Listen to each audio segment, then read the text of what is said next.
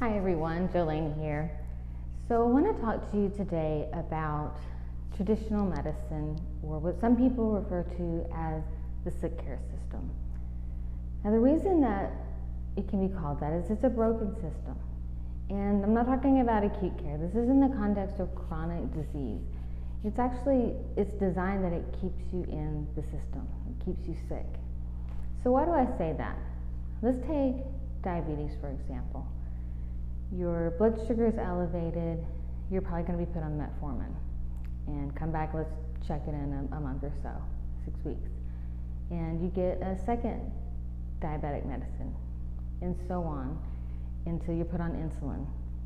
And this is a terrible, debilitating process. Your sugar's up, it's damaging your organs, there's blindness, loss of limbs, kidney failure. It's a terrible, terrible thing. And not once in school are we taught that type 2 diabetes can be put into remission. The lifestyle nutrition it's minimal at best. So I'm going to tell you about my sweet mother. She became obese after having kids. I think we can relate to that. Put on diabetic medicine. You spend 15 minutes with your primary provider and get minimal and probably poor education. She developed congestive heart failure, and some of her last days, she was so short of breath, had no energy to even function.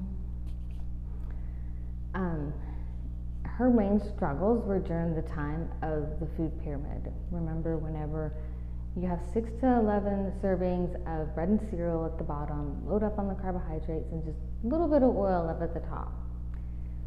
That advice led to a diabetic and obesity epidemic that has never been seen before. Okay, so she was made to feel like it was her fault. She should just eat less, exercise more. Must be a non-compliant patient. She's just not doing what we're telling her to do. I'm sure a lot of you know people like that. It is not their fault. There's so many hormonal imbalances, so much incorrect and confusing information about what to eat, and little to no support from your primary providers. You know, you get that 15-minute visit every 4 weeks, 6 weeks in the beginning. So the disease progressed, and one day I was helping her put her shoes on, and there was this little black spot on her heel. I mean, it seemed like something you could just swipe off, tiny. But this was actually the first sign of a diabetic foot ulcer. And once you see it on the outside, the damage on the inside from all those microvascular disease has been going on, and it's actually more progressed. And you know, you can tell someone has poor circulation, but it's not the large vessels. You can still feel pulses, their toes are still pink. It's the teeny tiny vessels that actually feed the oxygen and nutrition to your tissue that are damaged. So multiple doctor visits, hospital visits, revascularization procedures, and you just couldn't heal it.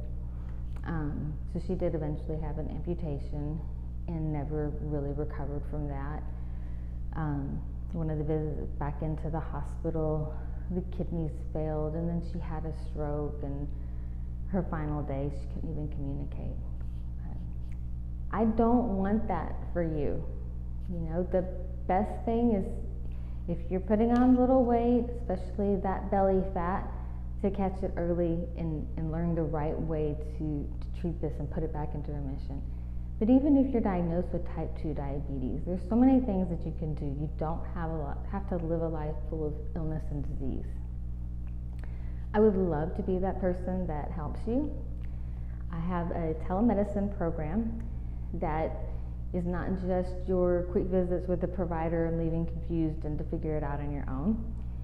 It's a minimum of 12 weeks. We provide tons of education, lots of support, a really deep dive into your history, and functional medicine studies that aren't offered in traditional practices.